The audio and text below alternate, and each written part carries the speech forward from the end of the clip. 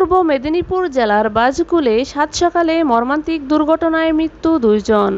সমরেশ রায় ও শম্পা দাসের পাঠানো তথ্য ও ভিডিও চিত্রে দেখুন বিস্তারিত।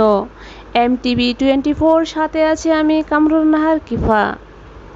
12 জুলাই শুক্রবার রাত থেকে অঝোর ঝড়ে চলে বৃষ্টি, আর এই বৃষ্টি ভেজা সকালেই মর্মান্তিক দুর্ঘটনা পূর্ব মেদিনীপুর জেলার বাজকুলে দীঘা নন্দকুমার জাতীয় সড়কের বাজকুলে দুর্ঘটনায় মৃত্যু হয় 2 জনের।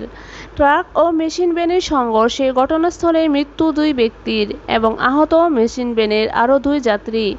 জানা গেছে, মেশিন ভ্যানটি দীঘার দিক থেকে নন্দকুমারের দিকে যাচ্ছিল। আহত 2 ব্যক্তিকে স্থানীয় নার্সিংহোমে ভর্তি করা হয়েছে।